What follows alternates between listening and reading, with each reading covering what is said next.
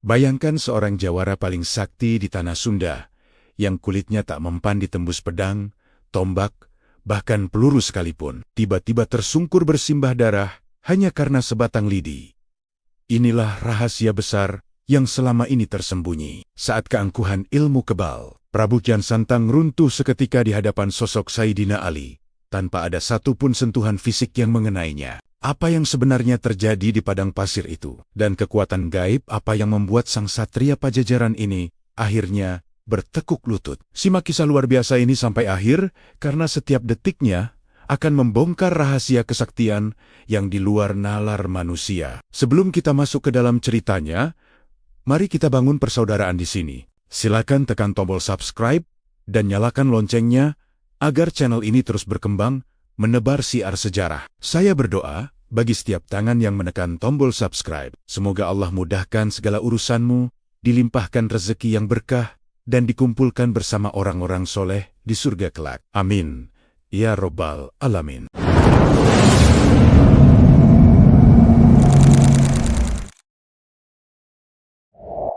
Di bawah naungan langit Pajajaran yang biru dan barisan pegunungan yang menjulang tinggi, hiduplah seorang pangeran yang namanya menggetarkan seantero Nusantara, Raden Sanggara, atau yang lebih dikenal dengan julukan Prabu Kian Santang. Sejak usia belia, putra dari sang penguasa agung Prabu Siliwangi ini telah ditempa oleh berbagai macam olah kanuragan, tapa berata yang sangat berat, serta bimbingan dari guru-guru sakti di tanah Pasundan. Namun, kehebatan Kian Santang bukan sekadar cerita isapan jempol belaka.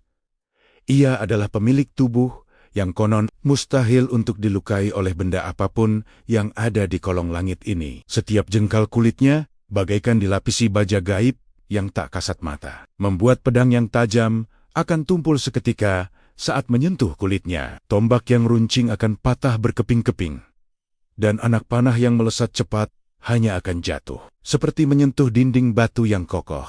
Diceritakan dalam berbagai serat kuno dan tutur lisan para tetua, Prabu Kian Santang seringkali menguji kesaktiannya sendiri dengan cara yang sangat ekstrem. Ia pernah berdiri diam di tengah hujan senjata dalam sebuah pertempuran hebat. Namun, tak ada satupun goresan merah yang muncul di tubuhnya. Ia pun pernah bertapa di puncak gunung yang sangat dingin, tanpa sehelai benang pun. Namun, hawa dingin tak sanggup menembus pertahanan energinya. Keperkasaan ini membuatnya menjadi sosok yang sangat disegani, sekaligus ditakuti oleh lawan-lawannya. Namanya menjadi simbol kekuatan yang tak tergoyahkan di tanah Sunda. Sebuah legenda hidup yang seolah-olah tidak memiliki kelemahan sedikit pun. Namun, di balik kejayaan dan kesaktian yang luar biasa itu, ada sebuah kekosongan yang perlahan-lahan mulai menggerogoti jiwa sang pangeran. Setiap kali ia memenangkan pertarungan, setiap kali ia melihat musuh-musuhnya bersujud memohon ampun karena tak berdaya menembus ilmu kebalnya, Kian Santang justru merasakan kehampaan yang luar biasa. Ia merasa hidupnya terlalu datar, terlalu mudah, dan tanpa tantangan yang berarti. Ia merindukan sesuatu yang mustahil bagi orang lain, yaitu rasa sakit. Ia ingin merasakan bagaimana rasanya melihat darahnya sendiri menetes ke bumi. Ia ingin tahu apakah di dunia ini masih ada manusia yang sanggup menandingi kehebatannya, atau setidaknya memberikan perlawanan yang sepadan. Suatu malam, saat rembulan bersinar temaram di atas istana Pajajaran, Prabu Kian Santang duduk termenung di sebuah taman yang sunyi. Angin malam yang berhembus pelan membawa aroma bunga melati. Namun pikirannya melayang jauh melampaui batas-batas wilayah kekuasaannya. Ia kemudian memanggil para penasihat kerajaan, para ahli nujum, dan para petapa sakti. Dengan suara yang berat dan penuh wibawa, ia melontarkan pertanyaan yang mengejutkan semua orang. Ia bertanya, apakah di jagat raya ini ada seseorang yang bisa mengalahkan kesaktiannya? Seseorang yang mampu mengeluarkan darah dari tubuhnya meskipun hanya setetes saja. Keheningan panjang menyelimuti ruangan itu. Para penasihat saling pandang dengan wajah pucat pasi. Tak ada satupun yang berani menjawab,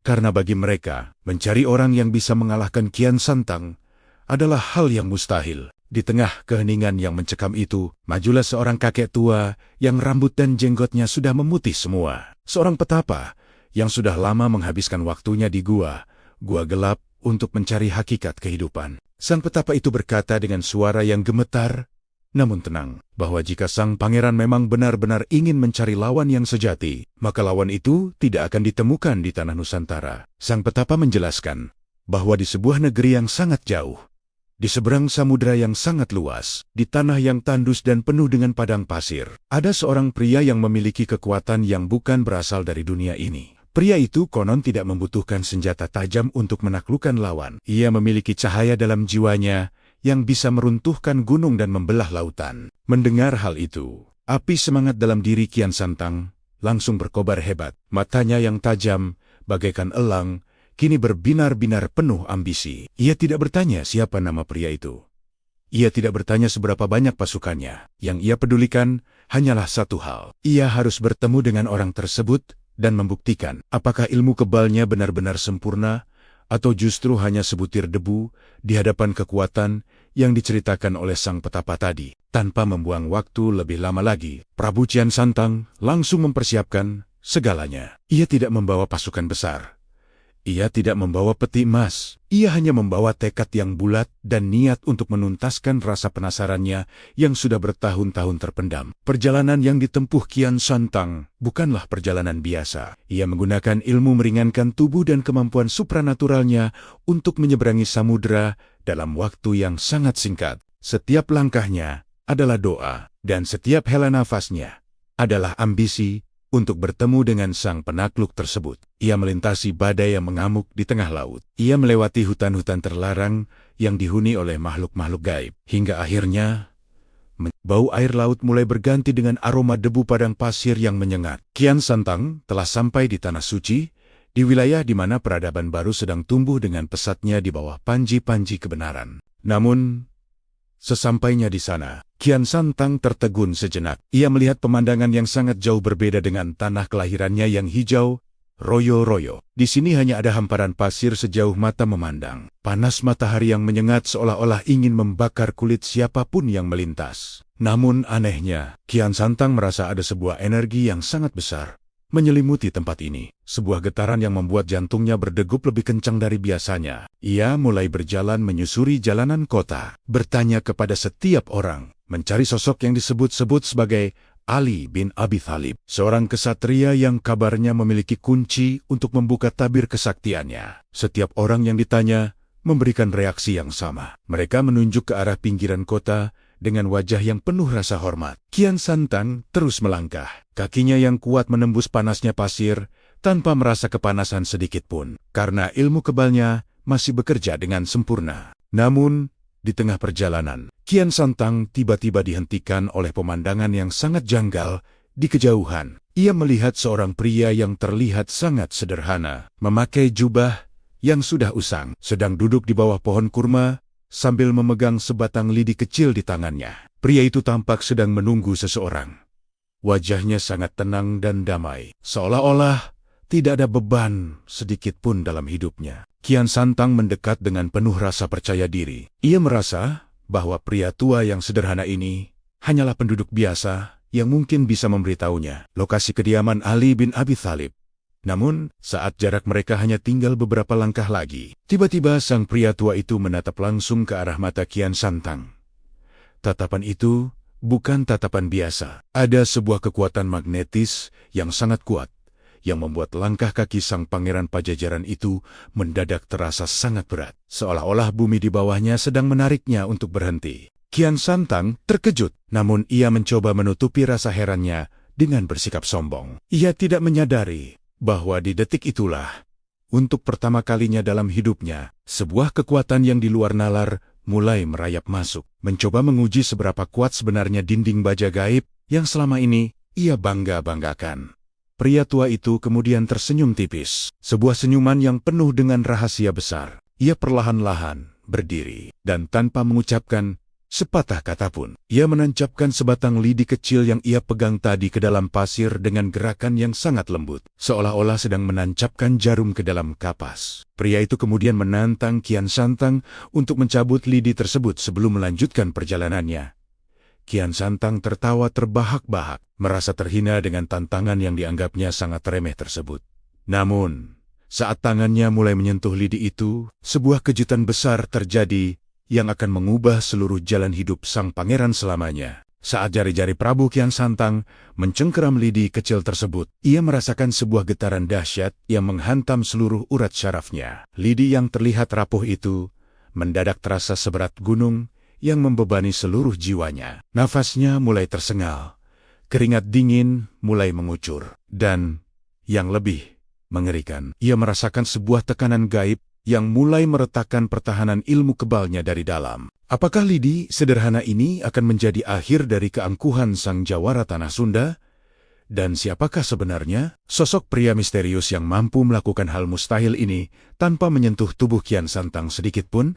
Keheningan malam di istana Pajajaran seolah-olah menjadi saksi bisu atas gejolak yang sedang membakar dada Prabu Kian Santang. Meskipun sang petapa tua telah memberikan petunjuk tentang adanya sosok sakti di tanah Arab, namun hati sang pangeran masih dipenuhi oleh keraguan dan rasa penasaran yang luar biasa besar. Bagaimana mungkin ada seseorang yang kekuatannya melampaui batas logika manusia seseorang, yang bahkan tidak membutuhkan senjata untuk menaklukkan lawan-lawan tangguhnya. Malam itu Kian Santang memutuskan untuk melakukan meditasi tingkat tinggi di sebuah ruangan rahasia yang hanya boleh dimasuki oleh keturunan langsung raja. Ia duduk bersila mengatur nafasnya dengan sangat teratur dan mulai memusatkan seluruh energi batinnya untuk mencari jawaban dari alam semesta. Di tengah keheningan meditasi yang sangat dalam itu, tiba-tiba suasana di sekitar Kian Santang berubah secara drastis.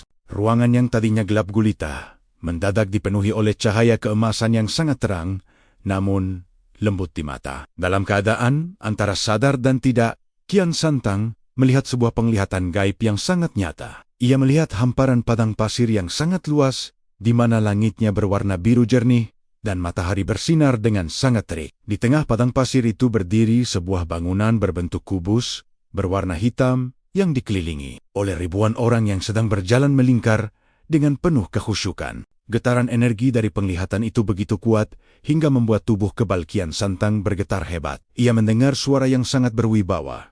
Sebuah suara yang tidak berasal dari telinga, melainkan langsung bergema di dalam relung jiwanya. Suara itu berkata bahwa kesaktian sejati bukanlah tentang seberapa keras kulitmu menahan pedang, melainkan seberapa lembut hatimu menerima kebenaran. Suara itu memerintahkan Kian Santang untuk segera berangkat menuju Tanah Suci jika ia ingin menemukan arti dari kekalahan dan kemenangan yang sesungguhnya. Penglihatan itu berakhir dengan munculnya sesosok bayangan pria yang memegang sebatang lidi, sosok yang sama dengan yang akan ia temui nanti. Namun saat itu, Kian Santang belum menyadarinya. Ia terbangun dari meditasinya dengan nafas yang memburu dan keringat dingin yang membasahi jubah kebesarannya. Tidak ada lagi keraguan dalam dirinya. Petunjuk gaib itu adalah perintah alam yang tidak bisa ia abaikan. Dengan penuh tekad, Kian Santang melangkah keluar dari ruangan rahasia tersebut. Matanya memancarkan sinar keberanian yang baru. Sebuah semangat yang bukan lagi didorong oleh nafsu berperang, melainkan oleh dahaga akan ilmu pengetahuan yang lebih tinggi. Keesokan harinya, tanpa membawa upacara perpisahan yang megah, Prabu Kian Santang memulai perjalanannya yang legendaris. Ia memilih untuk pergi sendirian, tanpa pengawal dan tanpa bekal yang berlebihan. Karena ia tahu bahwa perjalanan ini adalah perjalanan spiritual yang harus ia tempuh dengan kemampuannya sendiri. Kian Santang menggunakan ilmu sakti peninggalan leluhurnya, sebuah kemampuan untuk melipat bumi sehingga jarak yang ribuan mil jauhnya bisa ditempuh hanya dalam beberapa langkah saja. Namun tantangan pertama yang harus ia hadapi adalah luasnya Samudra Hindia yang sangat ganas. Di pinggir pantai selatan Jawa, ia menatap gulungan ombak yang setinggi pohon kelapa suara.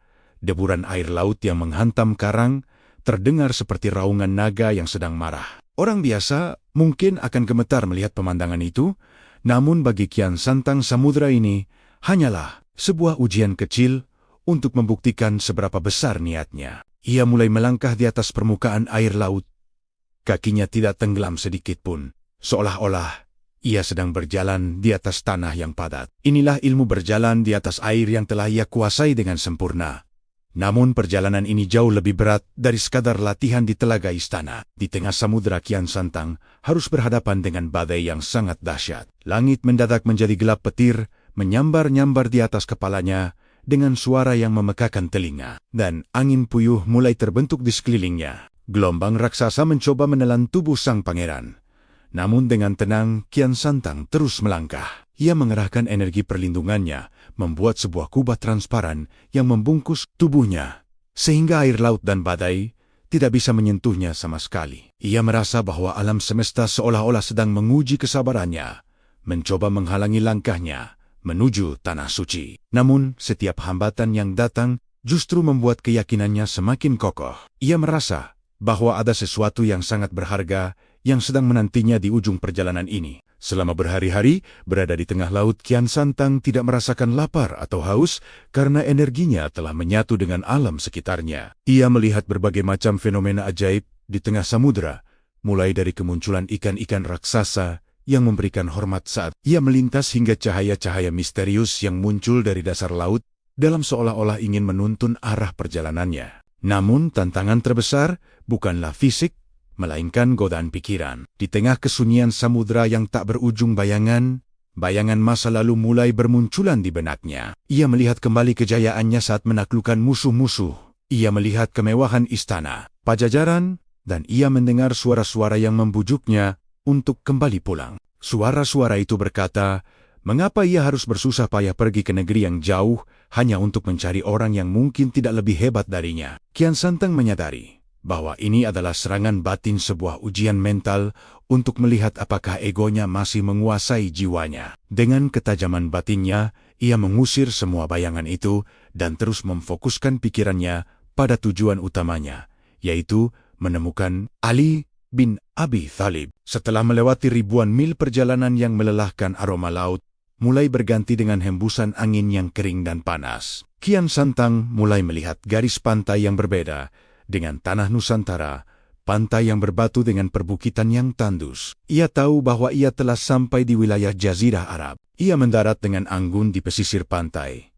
Kakinya kini memijak pasir yang sangat panas, namun panas itu tidak sedikit pun mengganggu kenyamanan tubuhnya yang kebal. Kian Santang terus berjalan masuk ke arah pedalaman, melintasi desa-desa kecil, di mana orang-orang menatapnya dengan penuh keheranan. Penampilan Kian Santang yang menggunakan pakaian khas bangsawan Jawa tentu sangat mencolok di tengah-tengah masyarakat padang pasir tersebut. Namun Kian Santang tidak memperdulikan pandangan orang-orang.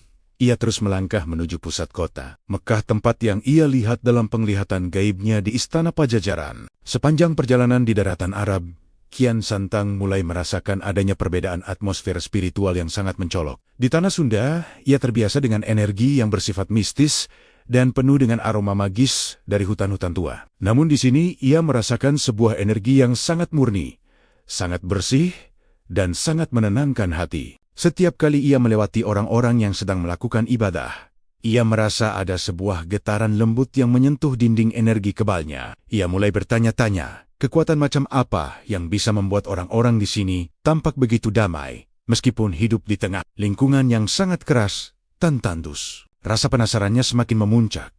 Ia ingin segera bertemu dengan sosok Ali yang legendaris itu untuk membuktikan apakah benar kekuatan spiritual Islam bisa melampaui segala macam ilmu kanuragan yang ia miliki selama ini. Ia pun mulai mempercepat langkahnya, melompat bukit-bukit batu dengan sangat ringan, hingga akhirnya ia melihat dari kejauhan tembok-tembok kota suci yang sangat bercahaya. Di gerbang kota, Kian Santang berhenti sejenak untuk mengatur nafasnya yang sebenarnya tidak lelah, namun ia merasa harus mempersiapkan diri secara batin. Ia menyadari bahwa pertemuannya dengan Ali tidak akan menjadi pertemuan yang biasa saja. Ia sedang berada di ambang sebuah kejadian yang akan meruntuhkan seluruh struktur kepercayaannya selama ini. Ia melangkah masuk ke dalam kota dengan kewaspadaan tingkat tinggi. Meskipun secara fisik ia merasa sangat kuat, namun secara spiritual ia merasa seperti seorang murid yang baru pertama kali masuk ke dalam sekolah yang besar. Ia mulai bertanya kepada penduduk setempat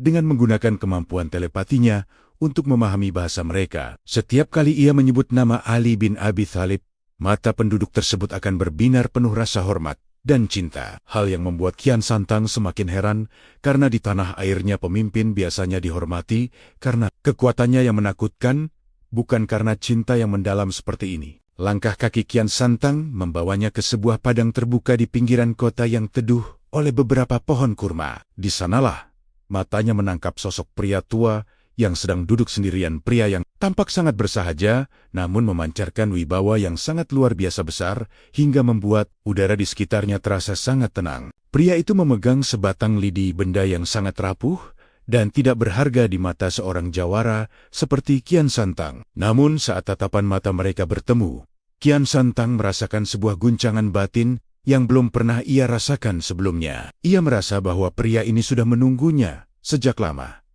bahkan sebelum ia memutuskan untuk meninggalkan istana Pajajaran. Kian Santang mendekat dengan dada membusung, mencoba mempertahankan martabatnya sebagai pangeran yang tak terkalahkan. Namun ia tidak menyadari bahwa di bawah pohon kurma itu, lidi kecil yang dipegang oleh pria tersebut telah disiapkan untuk meruntuhkan seluruh kebanggaan dan kesaktiannya dalam hitungan detik. Saat Kian Santang berdiri hanya beberapa jengkal dari pria tua tersebut, lidi yang dipegang sang pria tiba-tiba berpendar dengan cahaya putih yang sangat tipis, namun mematikan bagi energi negatif. Pria itu menancapkan lidi tersebut ke tanah dengan sangat perlahan, namun di telinga Kian Santang, suara tancapan itu terdengar seperti ledakan guntur yang memecah langit. Bumi di bawah kaki Kian Santang bergetar hebat, dan secara mengejutkan, pelindung gaib yang selama ini melindunginya mulai retak dan mengeluarkan suara denting kaca yang pecah. Mengapa lidi sederhana itu bisa menghancurkan pertahanan yang tak pernah bisa ditembus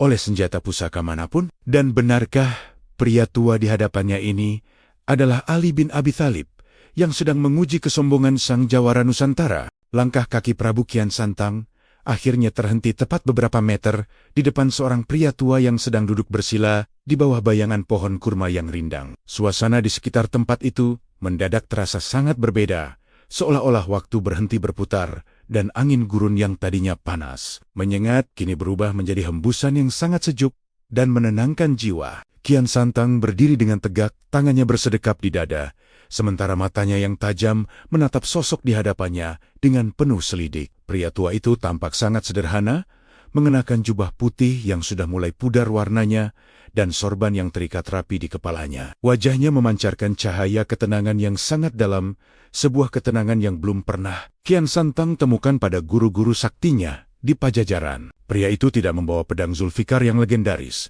Ia tidak membawa pasukan berkuda yang gagah.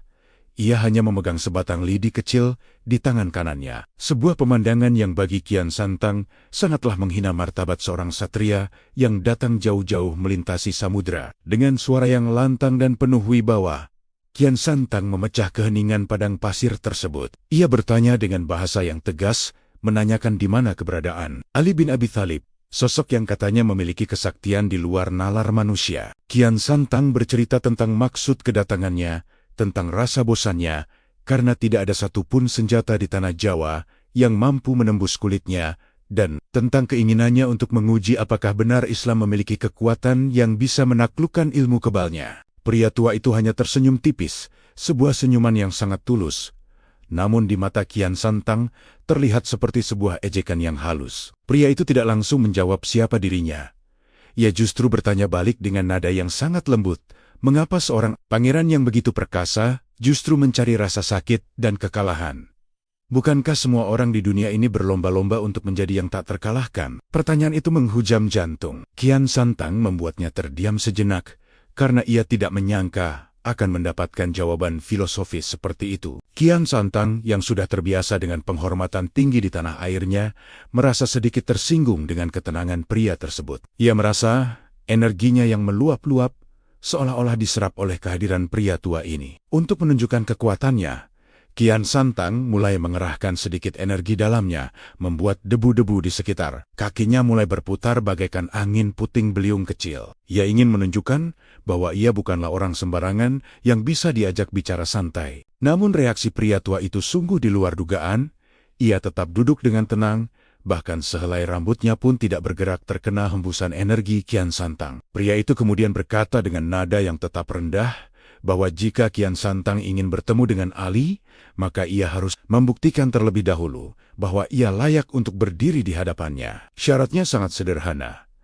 Kian Santang hanya perlu mencabut sebatang lidi yang akan ditancapkan ke pasir. Kian Santang tertawa terbahak-bahak hingga suaranya bergema di perbukitan batu di sekitarnya. Ia merasa tantangan ini adalah sebuah lelucon yang sangat konyol. Bagaimana mungkin seorang jawara yang mampu mencabut pohon beringin besar dengan satu tangan kini hanya diminta untuk mencabut sebatang lidi kecil dari gundukan pasir yang lunak. Ia merasa harga dirinya sedang dipermainkan. Dengan langkah yang angkuh dan penuh percaya diri, Kian Santang mendekati pria tua tersebut. Ia membatin bahwa dalam hitungan detik lidi ini akan hancur menjadi debu di tangannya, dan pria tua ini akan sujud memohon ampun karena telah meremehkan pangeran dari Pajajaran. Pria tua itu kemudian menancapkan lidi tersebut ke pasir dengan gerakan yang sangat pelan, seolah-olah tidak ada tenaga sama sekali yang ia keluarkan. Namun saat lidi itu menyentuh permukaan pasir, Kian Santang merasakan sebuah getaran frekuensi rendah yang membuat telinganya berdenging hebat.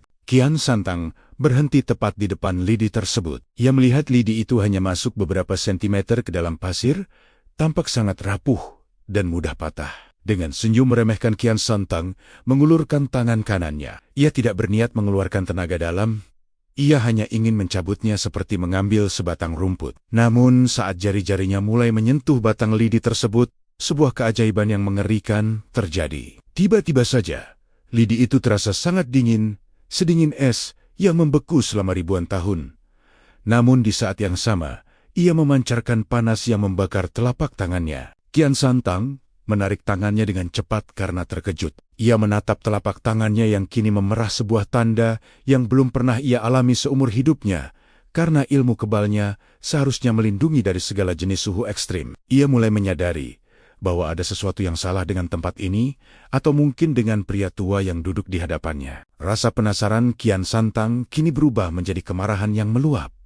Ia merasa dipermalukan oleh benda sekecil lidi. Kali ini, ia tidak akan bermain-main lagi. Ia mulai memasang kuda-kuda yang kokoh, mengalirkan seluruh energi inti dari pusat perutnya menuju lengan kanannya. Urat-urat di tangannya mulai menonjol keluar, dan aura keunguan mulai menyelimuti tubuhnya, sebuah tanda bahwa ia sedang menggunakan ilmu puncaknya. Kian Santang kembali mencengkeram lidi tersebut dengan segenap kekuatannya. Ia menarik lidi itu dengan teriakan yang menggelegar, namun lidi itu tidak bergerak sedikit pun. Lidi itu seolah-olah telah menyatu dengan inti bumi, menjadi bagian dari fondasi planet ini yang tidak bisa digoyahkan oleh tenaga manusia manapun. Kian Santang semakin panik. Ia menambah kekuatannya hingga 2 kali lipat, membuat pasir di bawah kakinya mulai amblas ke bawah karena besarnya tekanan yang ia berikan. Keringat mulai mengucur deras dari dahi sang pangeran.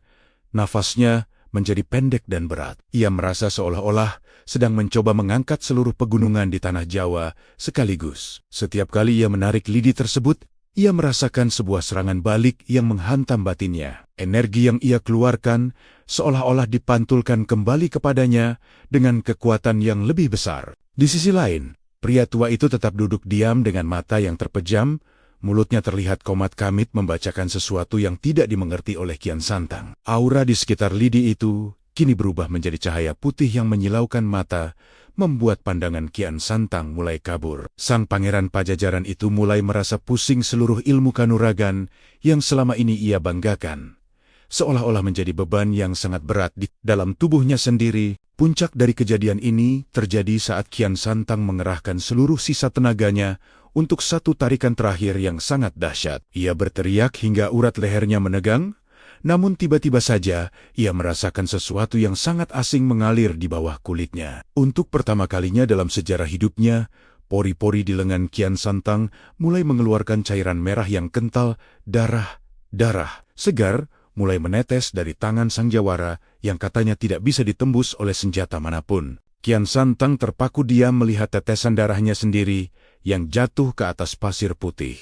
Matanya terbelalak penuh kengerian dan ketidakpercayaan. Ilmu kebalnya, benteng gaib yang telah ia bangun selama puluhan tahun melalui pertapaan yang menyakitkan, kini runtuh berkeping. Keping hanya karena sebatang lidi yang ditancapkan oleh seorang pria tua yang tidak dikenal. Kian Santang jatuh terduduk di atas pasir, seluruh tenaganya seolah-olah sirna tak bersisa. Ia merasa sangat lemas, bukan hanya secara fisik, tetapi juga secara batin. Ia menyadari bahwa selama ini ia telah hidup dalam kesombongan yang sangat besar, menganggap dirinya adalah puncak dari segala kekuatan, padahal di atas langit masih ada langit yang lebih tinggi. Ia menatap pria tua itu dengan pandangan yang kini penuh dengan rasa hormat dan ketakutan. Ia mulai bertanya-tanya, siapakah sebenarnya pria ini, dan kekuatan suci apa yang ia gunakan, hingga mampu menaklukkan kesaktian tanah Sunda, tanpa harus mengeluarkan setetes keringat pun. Di tengah rasa sakit dan kehancuran egonya, Kian Santang mulai merasakan sebuah kedamaian kecil yang merayap masuk ke dalam hatinya. Sebuah awal dari perjalanan baru yang jauh lebih besar dari sekadar menjadi seorang satria yang kebal senjata. Saat darah Kian Santang terus menetes membasahi pasir, pria tua itu perlahan-lahan membuka matanya yang jernih. Ia menatap Kian Santang dengan penuh kasih sayang, bukan dengan kebencian atau kemenangan. Pria itu kemudian mengulurkan tangan kirinya, dan dengan hanya menggunakan 2 jari saja, ia mencabut lidi tersebut dari pasir, seolah-olah lidi itu hanya tertancap di atas air. Kian Santang terperangah.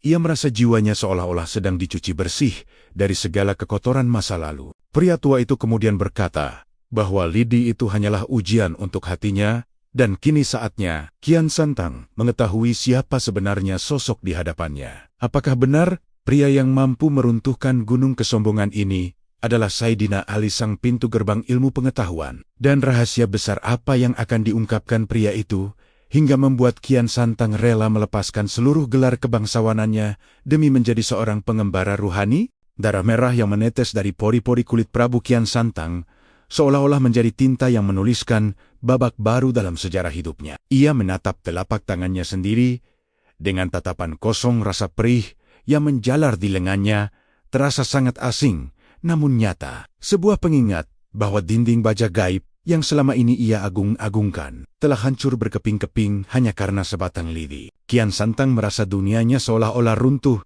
Segala kebanggaan sebagai satria Pajajaran yang tak tertandingi sirna ditelan bumi padang pasir yang tandus ini. Di hadapannya, pria tua itu masih duduk dengan ketenangan yang tidak tergoyahkan.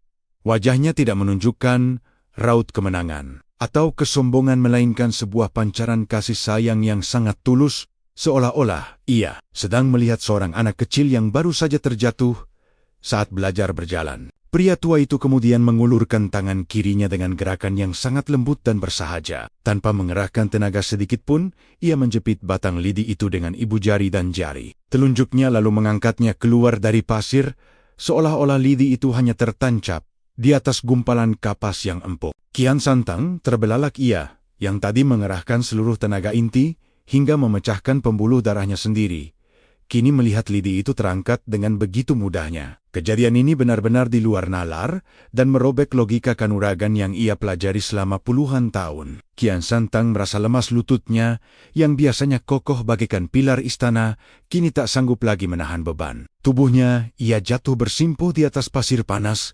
menundukkan kepalanya dalam-dalam di hadapan sosok misterius tersebut. Dengan suara yang bergetar karena rasa malu dan kagum yang bercampur aduk, Kian Santang bertanya dengan nada yang sangat rendah, siapakah sebenarnya pria di hadapannya ini? Ia mengakui bahwa ia telah berkeliling Nusantara dan menantang banyak jawara sakti, namun baru kali ini ia bertemu dengan kekuatan yang tidak terlihat, namun mampu melumpuhkan seluruh sel sarafnya tanpa satupun pukulan. Kian Santang memohon agar pria tua itu tidak menyembunyikan identitasnya lagi, karena ia merasa bahwa perjalanannya melintasi samudra bukanlah untuk mencari lawan tanding, melainkan untuk menemukan guru sejati yang bisa mengisi kekosongan jiwanya. Pria tua itu terdiam sejenak. Ia menatap cakrawala padang pasir yang mulai berwarna jingga karena matahari mulai terbenam. Lalu ia menjawab dengan suara yang sangat jernih, namun berwibawa, sebuah suara yang seolah-olah membawa beban sejarah yang sangat panjang. Pria itu berkata bahwa ia hanyalah seorang hamba Allah yang dititipkan sedikit ilmu dari pintu gerbang ilmu pengetahuan yang sangat luas. Ia menyebutkan bahwa nama yang sering dicari orang adalah Ali bin Abi Thalib, sepupu sekaligus menantu dari manusia paling mulia di jagat raya, Nabi Muhammad SAW. Begitu nama itu terucap, Kian Santang merasa ada sebuah ledakan cahaya di dalam batinnya. Nama yang selama ini hanya ia dengar sebagai legenda dari para petapa tua di pedalaman hutan Jawa kini berdiri tegak di hadapannya dalam sosok yang sangat sederhana. Kian Santang merasa sangat kecil. Ia merasa seperti sebutir debu di tengah badai pasir yang luas. Ia menyadari bahwa kesaktian yang ia miliki hanyalah seujung kuku jika dibandingkan dengan karomah yang dimiliki oleh sang singa Allah tersebut. Sayyidina Ali kemudian menjelaskan kepada Kian Santang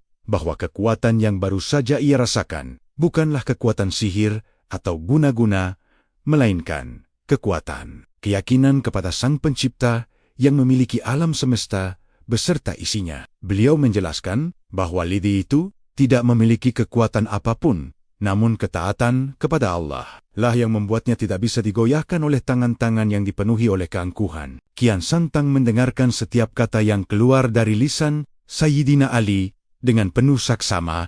Setiap kalimatnya terasa seperti air sejuk yang menyiram api kesombongan di dalam hatinya. Ia mulai menyadari bahwa selama ini ia terlalu sibuk memperkuat raga, namun membiarkan jiwanya kering dan gersang. Ia menyadari bahwa ilmu kebal yang ia miliki hanyalah sebuah penjara yang membuatnya merasa sombong dan jauh dari hakikat kemanusiaan. Rasa haus akan kebenaran kini menyelimuti seluruh diri Kian Santang. Ia tidak lagi peduli dengan rasa sakit di tangannya.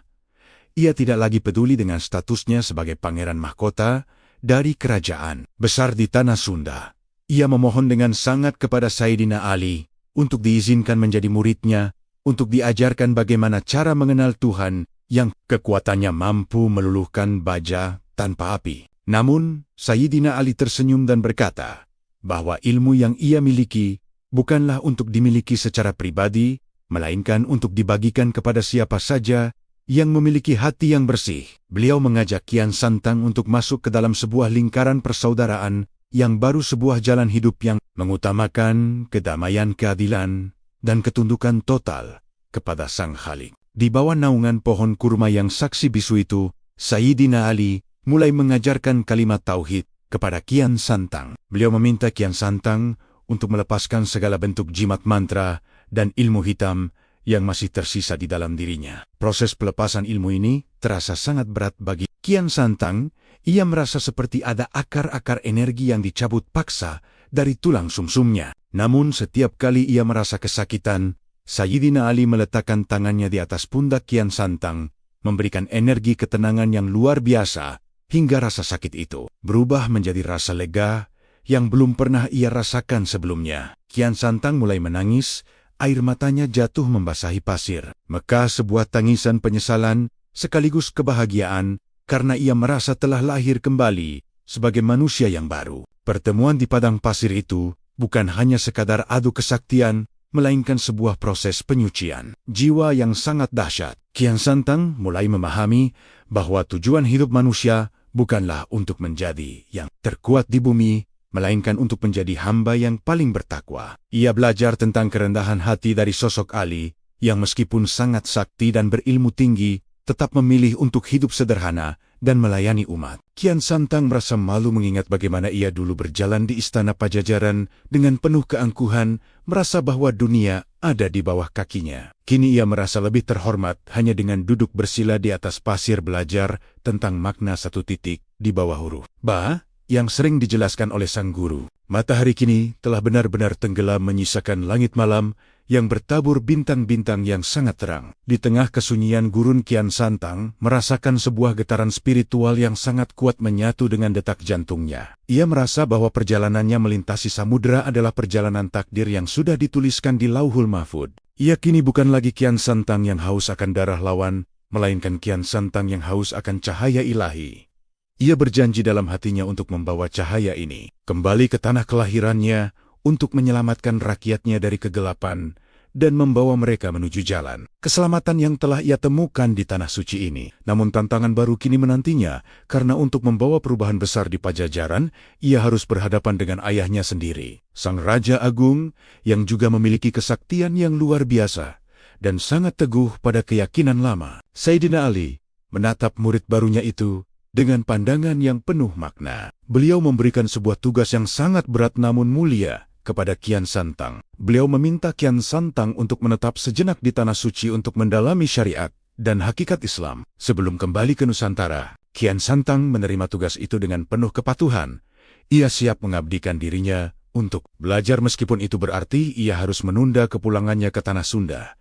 Ia menyadari bahwa untuk mengubah sebuah bangsa ia harus terlebih dahulu mengubah dirinya sendiri menjadi wadah yang bersih bagi cahaya kebenaran tersebut. Perjalanan spiritual yang sesungguhnya baru saja dimulai, dan padang pasir ini adalah saksi awal dari transformasi seorang jawara menjadi seorang waliullah yang agung. Namun di tengah kedamaian belajarnya di Tanah Suci, sebuah penglihatan gaib kembali mendatangi Kian Santang dalam mimpinya. Ia melihat bayangan ayahnya, Prabu Siliwangi, sedang berdiri di puncak gunung dengan raut wajah yang sangat murka. Ayahnya memegang pusaka kujang yang memancarkan api hitam, seolah-olah sedang menantang balik perubahan yang sedang dialami oleh putranya. Di saat yang sama, Sayyidina Ali memberitahukan sebuah rahasia besar tentang sebuah ujian terakhir yang harus dihadapi Kian Santang sebelum ia benar-benar layak membawa panji Islam ke tanah Jawa.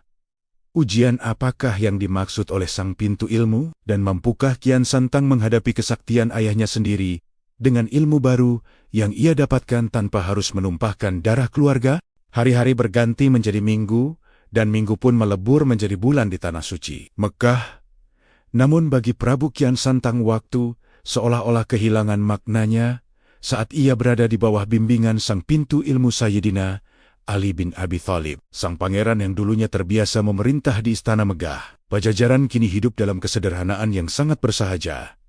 Ia mengenakan pakaian kasar dari bulu domba dan tidur di atas tikar anyaman yang sederhana. Setiap pagi, sebelum fajar menyingsing, Kian Santang sudah terbangun untuk melakukan ibadah, membersihkan hatinya dari debu-debu keduniawian yang selama ini mengerak di dalam jiwanya. Ia menyadari bahwa untuk mengisi wadah jiwanya dengan cahaya ilmu yang murni, ia harus terlebih dahulu mengosongkan wadah tersebut dari segala bentuk kesombongan, amarah, dan keinginan untuk dipuji oleh sesama manusia. Sayyidina Ali tidak hanya mengajarkan huruf demi huruf dari kitab suci, namun beliau mengajarkan hakikat dari setiap gerakan dan nafas yang dikeluarkan oleh seorang hamba di hadapan Sang Khalik. Proses pendalaman ilmu ini dimulai dengan penghancuran total sisa-sisa ilmu kanuragan lama yang masih mengendap di dalam sumsum tulang Kian Santang. Sayyidina Ali menjelaskan bahwa ilmu kebal yang didapatkan dari pemujaan kekuatan alam atau bantuan makhluk gaib adalah rantai yang membelenggu ruh manusia untuk naik menuju hadirat Tuhan. Kian Santang diminta untuk melakukan puasa batin, sebuah laku prihatin yang jauh lebih berat dari sekadar menahan lapar dan dahaga. Ia harus menahan lidahnya dari berucap, yang tidak perlu menahan matanya dari melihat kemegahan semu. Dan yang paling sulit adalah menahan hatinya dari rasa bangga akan garis keturunannya sebagai putra Raja Agung Nusantara.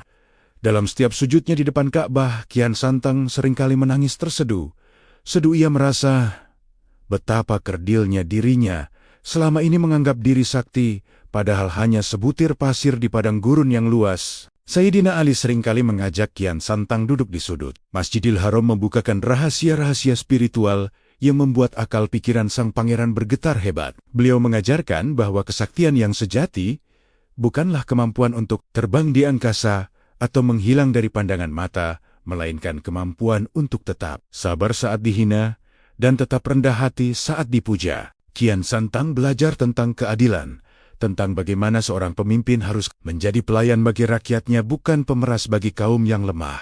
Ia mulai memahami bahwa pedang yang paling tajam bukanlah pedang baja, melainkan lisan yang jujur dan doa yang tulus dari hati yang hancur. Cahaya Islam perlahan-lahan meresap ke dalam pori-pori kulitnya, menggantikan aura ungu keunguan ilmu hitam lamanya dengan pancaran cahaya putih yang menenangkan siapapun yang memandangnya. Namun, ujian batin bagi Kian Santang belum berakhir di situ saja. Suatu ketika, Sayyidina Ali memberikan tugas yang sangat berat kepada Kian Santang untuk menguji sejauh mana keikhlasannya telah tumbuh. Kian Santang diminta untuk membawa air dari sumur Zam-Zam dan membagikannya kepada para peziarah yang paling miskin dan menderita di pinggiran kota, tanpa boleh menyebutkan identitasnya sebagai Pangeran Pajajaran. Selama berhari-hari sang pangeran memanggul gerbah air yang berat di bawah terik matahari yang menyengat. Ia melayani orang-orang yang bahkan tidak meliriknya sama sekali. Ada saat-saat di mana egonya berontak mengingatkannya bahwa ia adalah calon raja yang seharusnya dilayani, bukan melayani. Namun setiap kali kilatan kesombongan itu muncul, Kian Santang teringat akan lidi yang ditancapkan Sayyidina Ali, yang meruntuhkan segala kekuatannya. Ia pun segera beristighfar dan melanjutkan tugasnya dengan penuh ketulusan. Di tengah proses pendalaman ilmu tersebut, Sayyidina Ali mulai memberikan ijazah-ijazah zikir yang sangat rahasia kepada Kian Santang. Zikir-zikir ini bukan bertujuan untuk membuat tubuhnya kebal senjata lagi, melainkan untuk membuat jiwanya kebal dari godaan setan dan hawa nafsu. Kian Santang merasakan sebuah transformasi fisik yang ajaib, meskipun ia tidak lagi melakukan ritual tapa berata lama. Tubuhnya justru terasa lebih ringan dan sehat, wajahnya tampak lebih bercahaya, dan matanya memancarkan keteduhan yang mendalam. Ia mulai menguasai bahasa Arab dengan sangat fasih, memahami setiap makna yang terkandung dalam ayat satu Al-Quran, dan mulai mampu menyelami samudera hadis yang diajarkan oleh sang guru. Kedekatannya dengan Sayyidina Ali membuat Kian Santang seringkali dilibatkan dalam diskusi-diskusi ilmu dengan para sahabat Nabi yang lain, sebuah kehormatan yang tidak pernah ia bayangkan sebelumnya. Suatu malam yang sangat tenang di bawah langit Mekah yang penuh dengan bintang,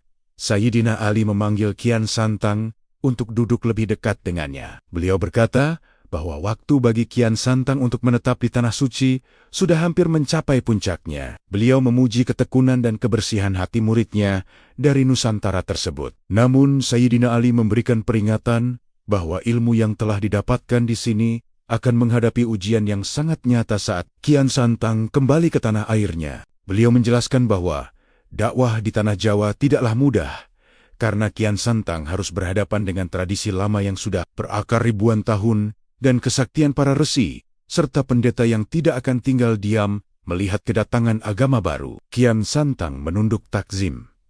Ia menyadari bahwa kedamaian di Tanah Suci ini hanyalah sebuah persiapan sebelum ia terjun ke medan jihad yang sesungguhnya di Tanah Sunda.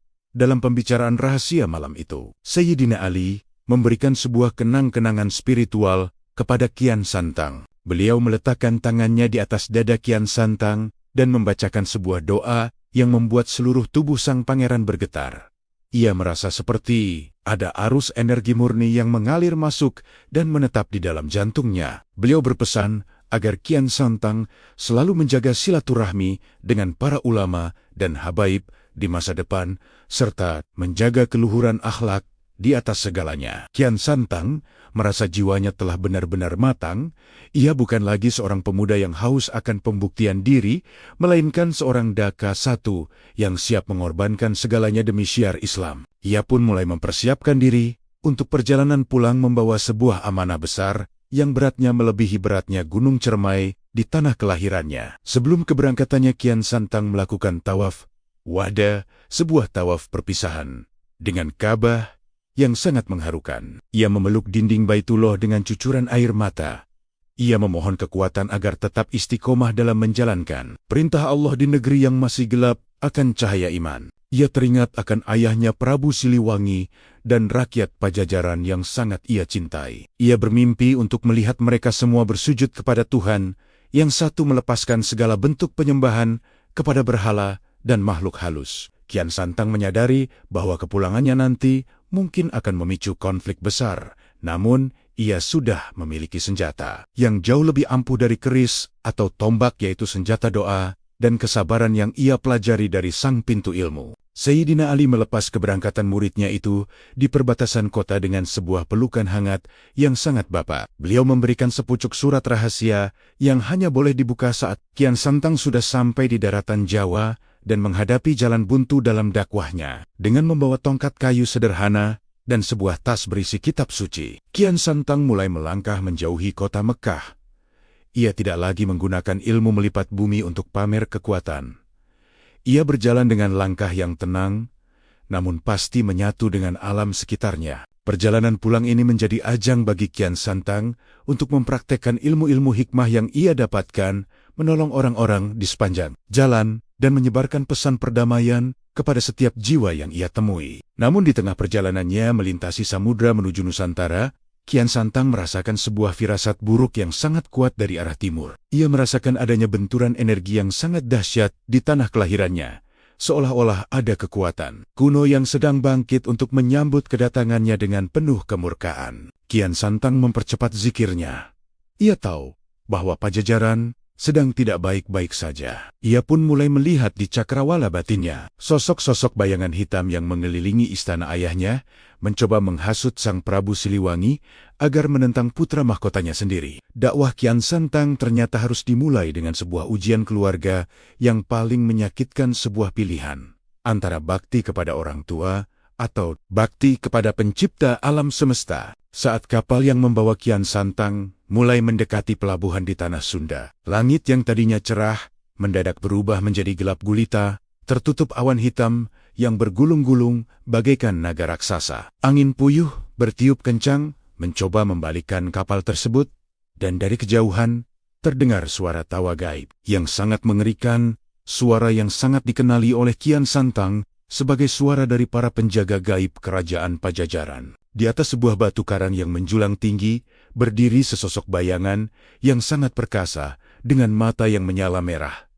Sosok yang ternyata telah menunggu kepulangan Kian Santang dengan dendam yang sudah membara. Siapakah sosok penjaga gaib yang mencoba menghalangi kepulangan sang pangeran? Dan mampukah ilmu tauhid Kian Santang menembus barisan sihir hitam yang kini membentengi tanah kelahirannya? Kapal kayu yang membawa Prabu Kian Santang perlahan-lahan mendekati pesisir pantai utara Jawa, namun sambutan yang ia terima sangat jauh dari bayangan kehangatan sebuah kepulangan. Langit yang tadinya cerah mendadak tertutup oleh gumpalan awan hitam yang bergulung-gulung bagaikan naga raksasa yang sedang murka kilat menyambar-nyambar di atas permukaan laut dengan suara yang memekakan telinga. Kian Santang berdiri tegak di haluan kapal, jubah putihnya berkibar di tiup angin kencang yang membawa aroma kemenyan dan darah yang sangat menyengat. Ia merasakan adanya getaran energi negatif yang sangat kuat menyelimuti seluruh garis pantai, sebuah pagar gaib yang sengaja dibangun oleh para resi dan petapa aliran hitam Pajajaran untuk menolak kedatangannya. Kian Santang tidak gentar sedikit pun, ia memegang tongkat kayu pemberian. Sayyidina Ali dengan erat mulutnya tidak berhenti melantunkan ayat-ayat suci yang membuat suasana di sekitar kapalnya tetap tenang meskipun badai sedang mengamuk di luar sana. Begitu kaki Kian Santang memijak pasir pantai yang basah, ia langsung dihadang oleh sesosok bayangan raksasa yang berdiri di atas batu karang yang menjulang tinggi. Sosok itu adalah Ki Buyut Raga Sukma, salah satu penjaga gaib paling senior di kerajaan Pajajaran yang dikenal memiliki ilmu hitam tingkat tinggi dan mampu mengendalikan ribuan makhluk halus. Mata Ki Buyut menyala merah penuh kebencian.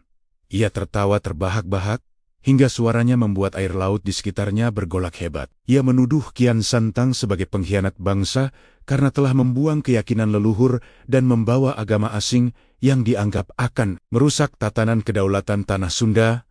Ki Buyut mengancam bahwa Kian Santang tidak akan pernah bisa melangkahkan kakinya menuju istana jika tidak melepaskan jubah putihnya dan kembali menyembah dewa-dewa lama. Kian Santang menatap sang penjaga gaib itu dengan pandangan yang penuh belas kasihan, bukan amarah. Ia berkata dengan suara yang tenang, namun berwibawa, bahwa ia pulang bukan untuk membawa permusuhan, melainkan untuk membawa cahaya kebenaran yang akan membebaskan rakyat Pajajaran dari belenggu kegelapan batin. Namun kata-kata lembut itu justru membuat Ki Buyut semakin murka. Dengan satu hentakan kaki, Ki Buyut melepaskan ribuan anak panah gaib yang terbuat dari energi api hitam menuju ke arah Kian Santang. Serangan itu begitu cepat dan mematikan. Makhluk-makhluk halus yang bersembunyi di balik kabut mulai bermunculan dengan rupa yang sangat mengerikan, mencoba mencabik-cabik jiwa sang pangeran. Kian Santang tetap berdiri diam. Ia tidak mengerahkan ilmu kebal lamanya, melainkan ia hanya menghentakkan tongkat kayunya ke tanah sambil mengucapkan asma Allah yang agung. Seketika itu juga, sebuah gelombang cahaya putih keemasan terpancar dari tubuh Kian Santang, membentuk kubah perlindungan yang sangat murni. Setiap anak panah api yang menyentuh kubah tersebut langsung lenyap menjadi butiran debu putih, dan makhluk-makhluk halus yang mencoba mendekat langsung lari terbirit-birit karena tidak tahan dengan hawa suci yang terpancar dari diri Kian Santang. Ki Buyut Raga Sukma terperanjat. Ia tidak menyangka bahwa pangeran yang dulu ia kenal sebagai jawara fisik, kini memiliki kekuatan spiritual yang jauh, melampaui segala ilmu hitam yang ia kuasai selama ratusan tahun. Ia mencoba menyerang kembali dengan mengeluarkan jurus pamungkasnya, yaitu menciptakan bayangan naga hitam dari asap kemenyan yang sangat beracun. Namun Kian Santang hanya menunjuk ke arah naga tersebut dengan jarinya, dan seketika naga itu terbelah menjadi dua, lalu sirna, tertiup angin. Melihat kekalahannya yang memalukan, Ki Buyut Raga Sukma menghilang di balik kabut hitam sambil memberikan peringatan terakhir bahwa di istana Pajajaran sang ayahanda Prabu Siliwangi telah menantinya dengan kemarahan yang lebih dahsyat. Kian Santang menarik napas panjang. Ia menyadari bahwa konfrontasi barusan hanyalah permulaan dari ujian yang sesungguhnya. Ia mulai berjalan menyusuri hutan-hutan tua menuju pusat kerajaan di sepanjang jalan. Ia melihat banyak rakyat Pajajaran yang tampak ketakutan dan bingung melihat perubahan alam yang ekstrim tersebut. Kian Santang seringkali berhenti untuk menolong warga yang sakit atau yang sedang kesurupan karena energi negatif yang sedang menyelimuti tanah Jawa. Setiap orang yang ia sentuh merasakan kedamaian yang mendalam, dan banyak dari mereka yang mulai mengikuti perjalanannya dari kejauhan karena merasa ada harapan baru di balik sosok pangeran berjubah putih tersebut. Sesampainya di gerbang utama Istana Pajajaran, suasana terasa sangat mencekam. Ribuan prajurit pilihan telah berbaris dengan senjata terhunus. Namun anehnya mereka semua tampak mematung, seolah-olah sedang di bawah pengaruh mantra penunduk. Di tengah-tengah lapangan luas istana, berdirilah Prabu Siliwangi yang tampak sangat perkasa. Dengan mahkota emasnya dan pusaka kujang kencana yang menyala di tangannya. Sang Raja Agung itu menatap putranya dengan tatapan yang bercampur antara rindu dan kekecewaan yang sangat mendalam. Suasana menjadi hening seketika, hanya suara gemericik air mancur. Istana yang terdengar di antara ribuan orang yang hadir di sana. Siliwangi bertanya dengan suara yang menggetarkan bumi, menanyakan mengapa putranya tega menginjak-injak harga diri leluhur dengan membawa ajaran yang tidak dikenal oleh tanah Pasundan. Kian Santang melangkah maju sendirian. Tanpa rasa takut, ia bersujud di hadapan ayahnya sebagai tanda bakti, namun ia tidak melepaskan prinsip keimanannya. Ia menjelaskan dengan penuh kelembutan tentang perjalanannya di padang pasir, tentang pertemuannya dengan Sayyidina Ali, dan tentang runtuhnya ilmu kebalnya di hadapan sebatang lidi. Ia mengajak ayahnya untuk melihat kebenaran yang lebih besar dari sekadar kekuasaan duniawi. Namun bagi Siliwangi yang sudah menjadi simbol kekuatan tanah Jawa, cerita itu terdengar seperti penghinaan terhadap kedaulatan Pajajaran. Sang Raja menantang Kian Santang untuk membuktikan kebenaran ajarannya melalui adu kesaktian. Jika Kian Santang menang, maka ia diizinkan menyebarkan Islam.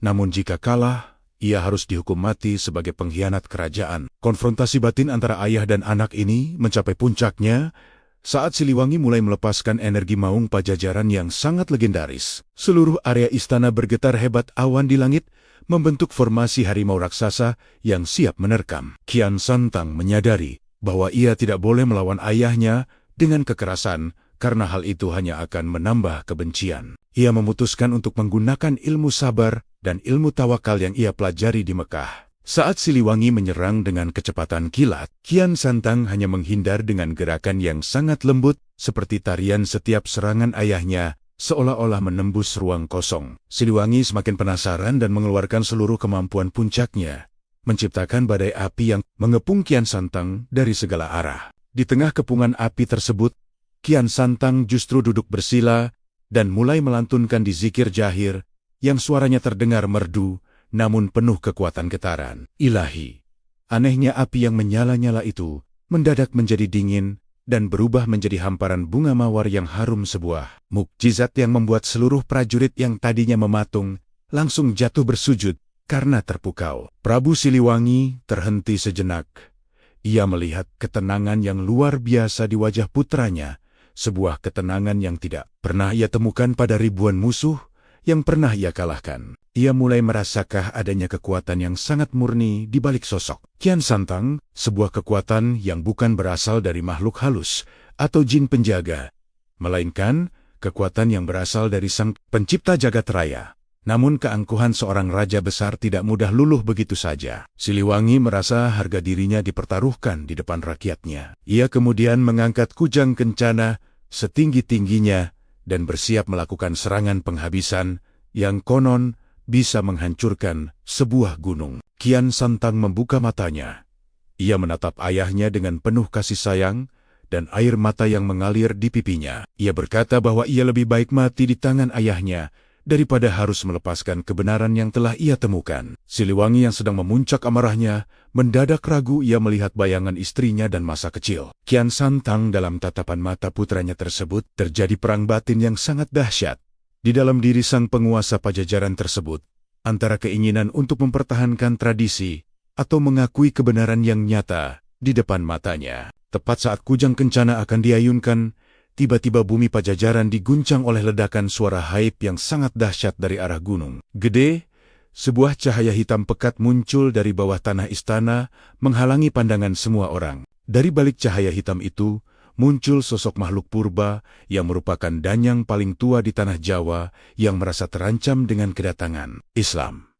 Makhluk itu tidak menyerang Kian Santang, melainkan ia justru mencoba merasuki tubuh Prabu Siliwangi untuk memaksanya membunuh putranya sendiri. Kian Santang menyadari bahwa ayahnya sedang dalam bahaya besar. Ia harus bertindak cepat sebelum jiwa ayahnya ditelan oleh kegelapan kuno tersebut. Rahasia apa yang tersimpan di balik munculnya makhluk purba tersebut? Dan sanggupkah Kian Santang melakukan ruqyah agung untuk menyelamatkan jiwa sang ayah tanpa melukai raga raja yang sangat ia cintai itu? Suasana di alun-alun istana Pajajaran mendadak mencekam melebihi malam yang paling gelap sekalipun. Cahaya matahari yang tadi mencoba menembus awan, kini benar-benar hilang ditelan oleh kabut hitam pekat yang keluar dari rekahan bumi. Prabu Siliwangi yang tadinya berdiri tegak dengan wibawa seorang raja, kini tampak gemetar hebat. Namun, bukan karena ketakutan, melainkan karena raganya sedang diperebutkan oleh kekuatan purba yang sangat jahat. Sosok makhluk gaib raksasa yang dikenal sebagai Sang Hyang Jagat Karang, dan yang paling tua yang telah ribuan tahun mengerak di tanah Jawa, mulai merayap masuk ke dalam sukma sang raja. Mata Siliwangi yang tadinya memancarkan kemuliaan, kini berubah menjadi merah darah yang menyala-nyala. Suaranya bukan lagi suara manusia, melainkan geraman binatang buas yang haus akan kehancuran. Makhluk itu tertawa melalui lisan sang raja, mengejek Kian Santang bahwa cahaya Islam tidak akan pernah bisa menembus tebalnya kegelapan yang sudah mengakar di bumi Nusantara sejak zaman azali. Kian Santang yang melihat kondisi ayahnya tidaklah panik. Meskipun hatinya perih melihat sang ayah diperalat oleh kekuatan hitam tersebut. Ia menyadari bahwa ini adalah ujian terbesar yang pernah ia hadapi. Sebuah ujian yang tidak hanya menuntut kekuatan fisik, tetapi juga kejernihan batin dan keteguhan iman yang luar biasa. Kian Santang melangkah maju dengan tenang. Setiap jejak kakinya di atas tanah seolah-olah memancarkan getaran yang mencoba menetralkan energi negatif di sekitarnya. Ia tidak lagi memegang tongkatnya. Dengan posisi menyerang, ia justru meletakkan tongkat kayu pemberian. Sayyidina Ali itu di sampingnya dan mulai bersila tepat di hadapan ayahnya yang sedang menggeram penuh amarah. Kian Santang mulai membacakan ayat kursi dengan suara yang sangat lembut namun memiliki power yang sangat besar. Getaran suaranya membuat kabut hitam di sekitar mereka mulai bergejolak seperti air yang mendidih. Makhluk purba di dalam tubuh Siliwangi merasa terancam. Ia menggerakkan tangan sang raja untuk mengayunkan kujang kencana ke arah leher Kian Santang. Serangan itu sangat cepat dan bertenaga, sanggup membelah batu karang terbesar sekalipun. Namun, anehnya, saat mata pisau kujang itu tinggal seujung rambut dari kulit Kian Santang, gerakan tangan Siliwangi mendadak berhenti kaku. Ada benturan energi yang sangat dahsyat terjadi di udara. Sebuah perisai cahaya malaikat seolah-olah melindungi sang pangeran. Kian Santang tidak bergeming sedikitpun. Matanya tetap terpejam, dan lisannya terus melantunkan di zikir Nafi Itsbat, meniadakan segala kekuatan selain kekuatan Allah. Ia mulai melakukan ruqyah agung, sebuah proses penyucian jiwa yang ia pelajari langsung dari pintu ilmu di Tanah Suci, mencoba menarik keluar entitas gelap yang telah mengunci kesadaran sang ayah. Setiap kalimat suci yang keluar dari mulut Kian Santang terasa seperti cambuk api bagi makhluk purba tersebut. Siliwangi mulai berteriak kesakitan. Tubuhnya mengepulkan asap hitam yang berbau busuk, tanda bahwa kegelapan itu sedang dipaksa keluar dari persembunyiannya. Kian Santang kemudian berdiri dan meletakkan telapak tangan kanannya di atas dahi sang ayah. Sementara tangan kirinya memegang dada sang raja tepat di posisi jantung. Ia mulai membisikkan kalimat tauhid langsung ke telinga ayahnya, memanggil jiwa murni Siliwangi agar bangun dari tidurnya dan melawan pengaruh jahat yang sedang menguasainya. Perang batin yang terjadi di dalam tubuh sang raja sangatlah dahsyat. Keringat dingin dan darah mulai mengucur dari pori-pori kulit Siliwangi. Pemandangan yang sangat menyayat hati bagi siapapun yang melihatnya. Para prajurit Pajajaran dan rakyat yang menyaksikan kejadian itu hanya bisa terdiam dalam ketakutan dan kekaguman. Mereka melihat bagaimana seorang putra mahkota sedang berjuang mati-matian, bukan untuk merebut tahta, melainkan untuk menyelamatkan nyawa dan jiwa ayahnya dari terkaman setan. Kian Santang terus mengalirkan energi ketenangan yang ia dapatkan dari zikir panjangnya di Mekah. Ia mencoba menjadi wasilah bagi turunnya hidayah dan perlindungan ilahi di tanah Jawa. Makhluk purba itu mulai melemah. Ia mencoba melakukan perlawanan terakhir dengan menciptakan ilusi-ilusi yang sangat mengerikan di pikiran Kian Santang, memperlihatkan kehancuran Pajajaran dan kematian seluruh keluarganya jika ia tidak berhenti melakukan ruqyah tersebut. Namun, Kian Santang sudah memiliki benteng batin yang sangat kokoh. Ia tahu bahwa semua itu hanyalah tipu daya setan yang sedang sekarat. Puncak dari konfrontasi spiritual ini terjadi saat Kian Santang meneriakkan takbir dengan suara yang sangat menggelegar hingga meruntuhkan sebagian tembok gerbang istana. Seketika itu juga, sesosok makhluk hitam raksasa berbentuk naga bersayap keluar dari punggung Siliwangi dengan teriakan yang memilukan. Lalu makhluk itu melesat terbang menuju angkasa dan meledak menjadi serpihan debu hitam yang langsung musnah tertiup angin. Suasana di alun-alun mendadak menjadi hening, kabut hitam yang menutupi langit perlahan-lahan tersingkap, membiarkan cahaya matahari sore yang keemasan kembali menyinari bumi Pajajaran. Prabu Siliwangi yang sudah bersih dari pengaruh gaib tersebut langsung ambruk ke pelukan putranya dalam keadaan sangat lemas. Wajahnya kini kembali tenang dan matanya perlahan-lahan mulai terbuka kembali dengan sorot mata yang jernih dan penuh kesadaran. Kian Santang memangku kepala ayahnya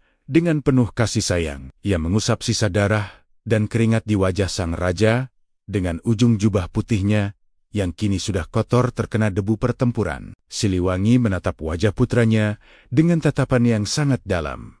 Sebuah tatapan yang mengandung 1001 makna antara rasa terima kasih, rasa bersalah, dan kekaguman yang luar biasa. Sang Raja Agung itu menyadari bahwa selama ini ia telah dibutakan oleh keangkuhan ilmunya sendiri, hingga mudah dirasuki oleh kekuatan kegelapan yang menjadi parasit di tanah Jawa. Merasakan sebuah kedamaian yang belum pernah ia rasakan selama puluhan tahun ia bertapa di gunung-gunung sakti. Siliwangi mengakui dalam hatinya bahwa kekuatan yang dibawa oleh putranya bukan hanya sekadar ilmu kanuragan baru, melainkan sebuah kebenaran mutlak yang mampu membedakan antara yang hak dan yang batil. Namun, meskipun jiwanya telah diselamatkan, Siliwangi masih merasa berat untuk secara terang-terangan memeluk agama baru tersebut di depan rakyatnya. Ia menyadari posisinya sebagai raja yang harus menjaga keseimbangan tradisi yang sudah ribuan tahun ada. Terjadi dialog batin yang sangat mengharukan antara ayah dan anak di tengah lapangan istana tersebut. Kian Santang menjelaskan bahwa Islam tidak datang untuk menghancurkan kebudayaan Sunda, melainkan untuk menyempurnakan akhlak dan memberikan arah yang jelas menuju Sang Pencipta. Siliwangi hanya terdiam. Ia melihat betapa tulusnya putranya dalam berdakwah. Namun ia juga melihat bayangan para leluhur yang seolah-olah masih menuntutnya untuk tetap berada di jalan lama. Pergumulan batin sang penguasa Pajajaran ini menjadi titik balik yang sangat krusial bagi masa depan kerajaan tersebut. Di saat yang bersamaan, para resi dan penasihat kerajaan yang selama ini mendukung penggunaan ilmu hitam mulai melarikan diri dari istana. Mereka ketakutan melihat bagaimana danyang purba yang mereka sembah telah dikalahkan dengan begitu mudahnya oleh Kian Santang. Rakyat Pajajaran mulai mendekati Kian Santang dan Sang Prabu. Mereka berbisik-bisik dengan penuh rasa syukur karena badai gaib telah berlalu. Banyak dari mereka yang mulai bertanya-tanya tentang agama yang dibawa oleh Kian Santang. Sebuah agama yang mampu menjinakkan kekuatan paling liar di tanah Jawa tanpa harus menggunakan kekerasan fisik yang berlebihan. Kian Santang menyadari bahwa benih-benih iman mulai tertanam di hati rakyatnya. Namun, ia juga tahu bahwa perjuangan sesungguhnya untuk mengislamkan Pajajaran masihlah sangat panjang dan penuh dengan liku-liku politik yang rumit. Siliwangi kemudian berdiri dengan sisa-sisa tenaganya. Ia memegang pundak Kian Santang dengan sangat erat. Sang raja mengumumkan kepada seluruh rakyatnya bahwa mulai hari ini, Kian Santang diberikan kebebasan penuh untuk menyebarkan ajarannya di seluruh wilayah Pajajaran tanpa ada gangguan dari pihak manapun. Siliwangi sendiri memutuskan untuk melakukan tapa berata terakhir di sebuah tempat tersembunyi untuk merenungkan segala kejadian yang baru saja menimpanya. Sebuah keputusan yang menandakan bahwa ia sedang berada di persimpangan jalan spiritual yang sangat besar. Kian Santang menerima keputusan ayahnya dengan penuh rasa hormat. Ia tahu bahwa hidayah adalah hak prerogatif Tuhan, dan tugasnya hanyalah menyampaikan kebenaran dengan cara yang paling mulia. Namun, sebuah kejadian tak terduga kembali muncul saat sang raja bersiap untuk pergi menuju tempat pertapaannya. Tepat sebelum Prabu Siliwangi melangkahkan kakinya keluar dari gerbang istana, muncul seorang utusan misterius dari kerajaan seberang yang membawa kabar bahwa ada sebuah persekutuan rahasia dari beberapa kerajaan kecil yang sedang menyiapkan serangan besar-besaran ke Pajajaran. Mereka memanfaatkan situasi kekacauan spiritual ini untuk meruntuhkan kekuasaan Siliwangi dan menghabisi Kian Santang beserta ajaran barunya. Di saat yang sama, Sayyidina Ali muncul dalam visi gaib.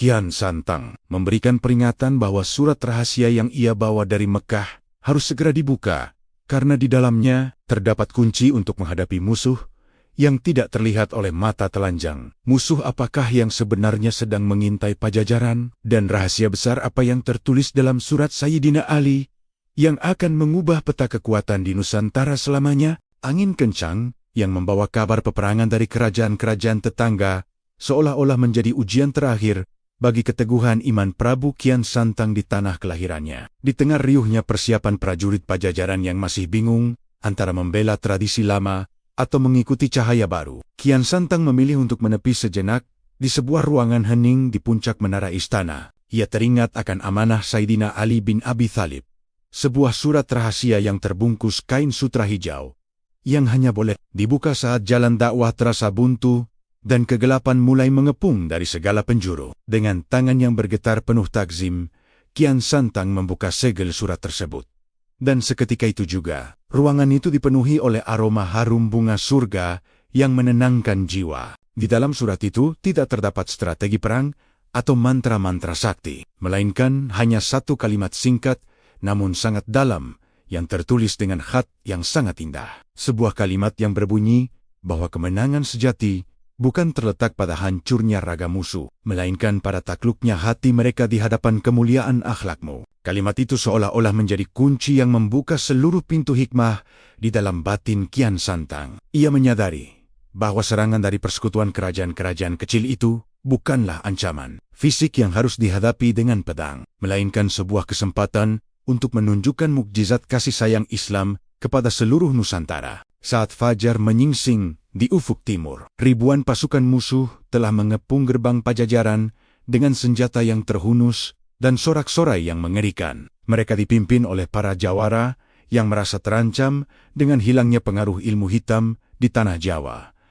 Namun, alih-alih memerintahkan prajurit Pajajaran untuk membalas serangan, Kian Santang justru berjalan keluar gerbang istana sendirian, tanpa mengenakan baju zirah, tanpa membawa pedang, dan hanya memegang tasbih di tangannya. Ia berjalan dengan langkah yang sangat tenang, wajahnya memancarkan cahaya ketenangan yang membuat para prajurit musuh mendadak merasa lemas dan kehilangan keberanian untuk mengayunkan senjata mereka. Kian Santang berdiri tepat di hadapan para panglima perang musuh yang sedang menunggangi kuda-kuda perkasa. Salah satu panglima paling bengis mencoba melepaskan anak panah beracun tepat ke arah jantung Kian Santang. Namun, kejadian luar biasa kembali terulang. Anak panah itu mendadak melambat di udara dan jatuh berserakan di tanah sebelum menyentuh jubah putih sang pangeran. Kian Santang tidak membalas dengan kemarahan, ia justru mengulurkan tangannya dan mulai berbicara dengan suara yang sangat merdu, menjelaskan tentang hakikat kedamaian dan kasih sayang yang ia bawa dari tanah suci. Suara Kian Santang bukan hanya terdengar oleh telinga, melainkan meresap langsung ke dalam aliran darah setiap orang yang hadir di sana. Ia menceritakan bagaimana Sayyidina Ali menaklukkan kesombongannya dengan sebatang lidi. Sebuah kisah yang membuat para jawara musuh tersadar bahwa kekuatan fisik yang mereka banggakan selama ini hanyalah fata morgana yang sia-sia. Satu persatu para panglima musuh turun dari kuda mereka dan meletakkan senjata di atas tanah. Mereka merasakan sebuah getaran spiritual yang sangat kuat yang memaksa mereka untuk berlutut bukan karena takut akan kematian, melainkan karena malu akan kegelapan hati mereka sendiri. Perang yang tadinya diprediksi akan menjadi banjir darah, justru berubah menjadi majelis ilmu yang sangat agung di bawah langit biru Pajajaran. Di saat itulah Prabu Siliwangi, yang sedang memperhatikan dari kejauhan, merasa hatinya benar-benar luluh. Ia melihat bagaimana putranya telah bertransformasi menjadi seorang pemimpin ruhani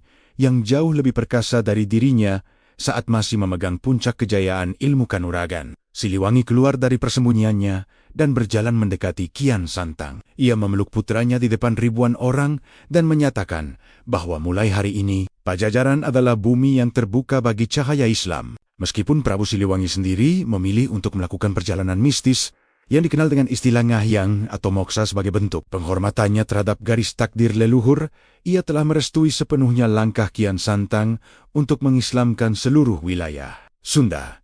Kian Santang memulai babak baru dakwahnya dengan membangun masjid-masjid sederhana yang menjadi pusat pendidikan dan kebudayaan. Ia tidak menghapus adat istiadat yang baik, namun ia memberikan ruh tauhid di dalam setiap nafas budaya tersebut. Kerajaan Pajajaran yang tadinya dikenal karena kesaktian supranaturalnya yang misterius, kini mulai dikenal sebagai pusat ilmu pengetahuan dan kemanusiaan di Nusantara. Nama Kian Santang pun semakin harum dan dikenal dengan gelar Sunan Rohmat Suci, seorang waliullah yang membawa rahmat bagi seluruh alam. Dakwah Kian Santang terus meluas hingga ke pelosok-pelosok desa, melintasi pegunungan yang terjal dan hutan-hutan yang angker. Setiap tempat yang ia datangi selalu meninggalkan jejak keajaiban. Bukan keajaiban untuk pamer kekuatan, melainkan keajaiban berupa perubahan perilaku masyarakat yang tadinya kasar menjadi sangat santun. Ia mengajarkan rakyat cara bertani yang lebih baik, cara berdagang yang jujur, dan cara berkeluarga yang penuh dengan cinta kasih. Kesaktian tanah Sunda yang dulu digunakan untuk saling menjatuhkan, kini diubah menjadi energi positif untuk membangun peradaban yang beradab. Kian Santang telah membuktikan bahwa rahasia Sayyidina Ali dalam menaklukkannya bukan terletak pada kekuatan fisiknya yang luar biasa, melainkan pada kekuatan hubungannya dengan Sang Pencipta yang tidak terbatas. Tahun demi tahun berlalu, dan masa kepemimpinan spiritual Kian Santang telah mencapai puncaknya. Ia menghabiskan masa tuanya di sebuah tempat yang sunyi di wilayah Godok, Garut, di mana ia terus mendidik murid-murid pilihannya untuk melanjutkan estafet dakwah di tanah Jawa. Ia seringkali duduk termenung menatap ke arah barat, ke arah tanah suci Mekah, tempat di mana ia pertama kali merasakan runtuhnya keangkuhan dirinya. Ia merasa sangat bersyukur atas pertemuan singkatnya dengan Sayyidina Ali yang telah mengubah arah hidupnya selamanya. Sebelum hembusan nafas terakhirnya, Kian Santang meninggalkan wasiat kepada seluruh pengikutnya agar selalu menjaga persatuan dan tidak pernah lagi kembali ke lubang kesombongan ilmu kanuragan yang menjauhkan diri dari Tuhan. Ia berpesan bahwa setiap hamba Allah adalah sama di mata Sang Khalik, dan hanya ketakwaanlah yang membedakan mereka. Kepergian Sunan Rohmat Suci meninggalkan duka yang mendalam bagi seluruh rakyat Pajajaran. Namun cahaya yang ia bawa tidak pernah padam sedikit pun. Makamnya menjadi tempat ziarah bagi ribuan orang yang ingin mengambil berkah dari kisah perjuangannya. Semangat dakwahnya diteruskan oleh para wali yang muncul di kemudian hari, menjadikan Islam sebagai bagian tak terpisahkan dari identitas masyarakat Sunda hingga hari ini. Kisah tentang runtuhnya ilmu kebal Kian Santang di hadapan Sayyidina Ali menjadi legenda abadi yang diceritakan turun-temurun sebagai pengingat bagi setiap generasi bahwa di atas segala kekuatan manusia, masih ada kekuatan ilahi yang tidak tertandingi oleh apapun. Tanah Sunda pun tetap tegak berdiri, bukan dengan kekuatan pedang, melainkan dengan kekuatan iman yang tertancap kokoh di dalam sanubari rakyatnya. Kini, setiap kali angin berhembus di antara pepohonan rimbun di tanah Pasundan, seolah-olah terdengar kembali bisikan doa Kian Santang yang memohon keselamatan bagi bangsanya. Rahasia penaklukan kesaktian tanpa sentuhan itu telah menjadi warisan ruhani yang tak ternilai harganya. Sebuah kisah tentang transformasi seorang jawara menjadi seorang wali, tentang hancurnya ego yang melahirkan kemuliaan, dan tentang pertemuan dua peradaban besar yang melahirkan cahaya baru di bumi Nusantara. Prabu Kian Santang telah menuntaskan tugasnya dengan sangat sempurna. Ia telah kembali kepada Tuhannya dengan hati yang tenang dan jiwa yang penuh dengan kemenangan sejati. Cahayanya akan selalu menerangi jalan bagi siapa saja yang ingin mencari kebenaran di tengah kegelapan dunia. Sebuah bukti nyata bahwa Islam adalah agama yang merangkul kebudayaan dan meninggikan martabat manusia setinggi-tingginya di hadapan alam semesta.